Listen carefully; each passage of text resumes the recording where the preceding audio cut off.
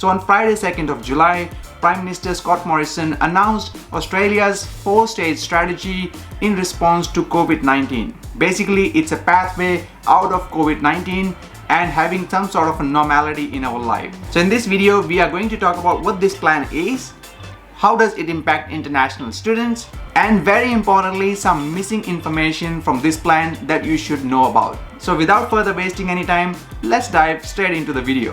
Now, as I said earlier, Prime Minister announced this 4-stage strategy to get out of COVID-19. So as per the plan, in the first stage, which we currently are in, Australia will prepare, vaccinate and pilot. So what does this mean?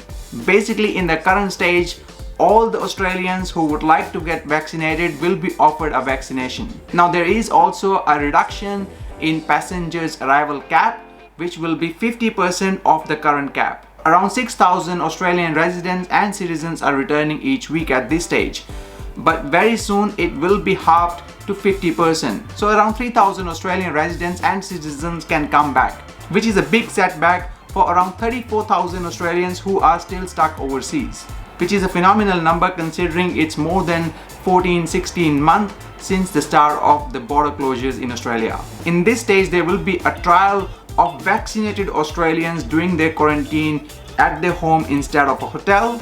Also in this stage, Australian government will be establishing a digital vaccination authentications at international borders, making sure the people who are traveling around have got the vaccinations. Lockdowns, which has been the measure so far to control the spread in Australian community here, will be used as a last measure in this stage. And very important for international students, there will be trials and pilot programs for international students return and some other visa holders as well.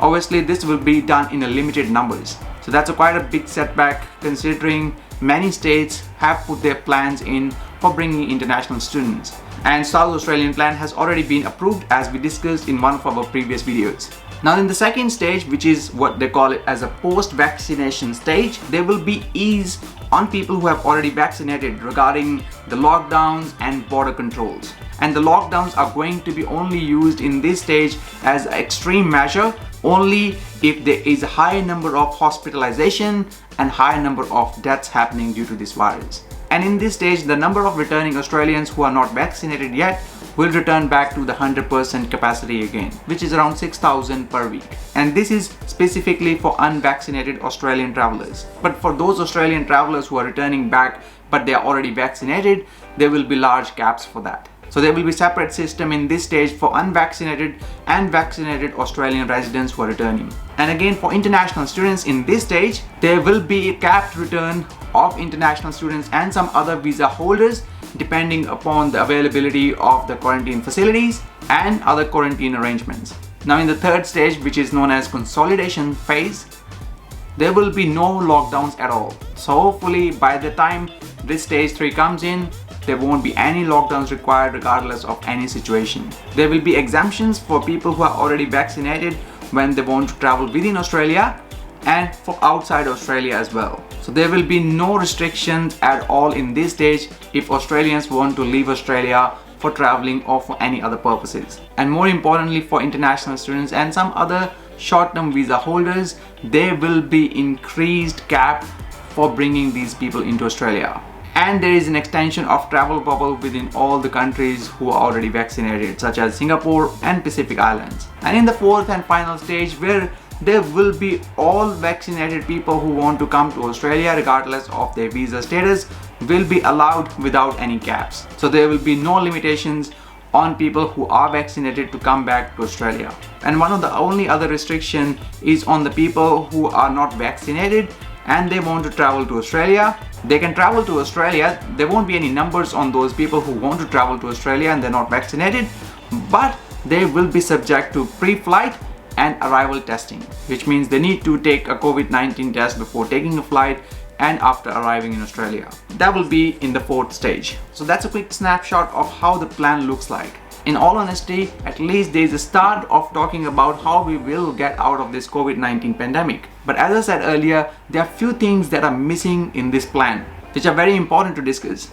So first thing first is the time frame. There is no specific time frame mentioned in any of these stages. So whether it will be 3 months, 6 months, 9 months, 12 months, how much time will be taken in each stage, we have no idea about it as yet. And the second thing that's missing in this plan is the percentage of vaccinated Australians that will be required to achieve in order to go to the next stage. So in the stage 1, it is mentioned that all the people who would like to get vaccinated will be provided with the vaccination, and that is kind of a very important measure to move to the next stage. But there is no specific mention of any percentage or targets of the vaccinated Australians that must be achieved in order to move to the stage 2.